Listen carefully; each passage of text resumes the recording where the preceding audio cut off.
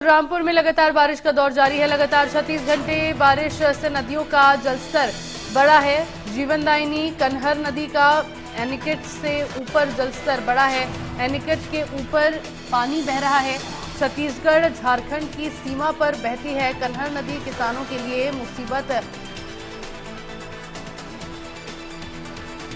बनी हुई है और किसान इसकी वजह से रोपाई का काम भी नहीं कर पा रहे। किसान नहीं निकल पा रहे हैं अपने घर से बाहर।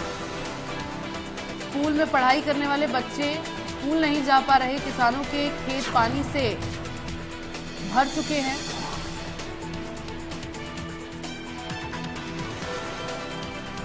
तो आपको बता दें, लगातार 36 घंटे से बारिश हो रही है, जिसकी वजह से अब नदियों का जलस्तर बढ़ गया है। कन्हर नदी और खबर पर ज्यादा जानकारी के लिए संवाददाता राकेश कनौजिया मेरे साथ जुड़ गए हैं। राकेश, क्या स्थिति अभी फिलहाल यहाँ पर बनी हुई है? कन्हर नदी का जलस्तर बढ़ गया है, एनीकट के ऊपर पानी बहने लगा है। किसानों के लिए भी मुसीबत का सबब ये बन चुका है और साथ ही साथ बच्चे जो हैं उनकी भी कहीं ना कहीं उनके लिए भी परेशानी है ये। जी अंशिका जी, बताना चाहूंगा बलरामपुर जिले के झारखंड और छत्तीसगढ़ का जो एरिया है उसमें कन्हर नदी, जीवनदायिनी नदी बही हुई है। उसका जल स्तर बढ़ चुका है। एनीकट से ऊपर पानी जा रहा है। हालांकि मैं आपको बता दूं कि जो थाना प्रभारी हैं वो अलर्ट किए हुए हैं कि जो किनारे घर है वो घर से बाहर ना निकले।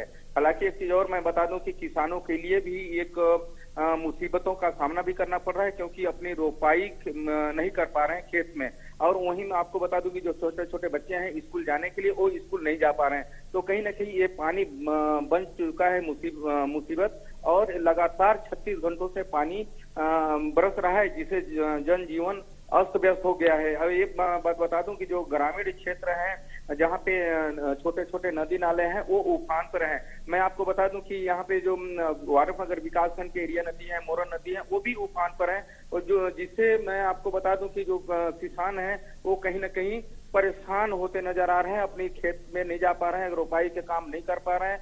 और वही जो स्कूल में पढ़ने वाले बच्चे हैं उनके लिए भी मुसीबतों का सामना करना पड़ रहा है। अंशिका जी।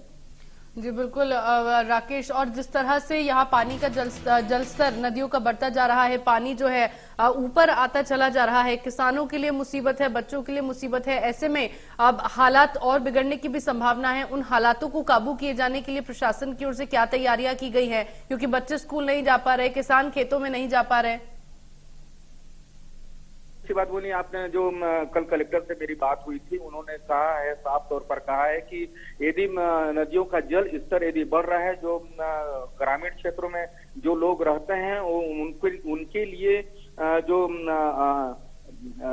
स्कूल हैं या पंचायत भवन है उन पे जाने के लिए उन्होंने साफ तौर पर कहा है कि यदि किसी भी प्रकार से जल स्तर यदि बढ़े तो वो वहां पे जाएं, क्योंकि एसडीएम और जो पटवारी हैं, जो सचिव हैं, उनको भी अलर्ट किया गया है कि ताकि जो यदि पानी ज्यादा बढ़ता है तो उस घर में वहां पे वो जा सकते हैं, पंचायत भवन में, स्कूल में।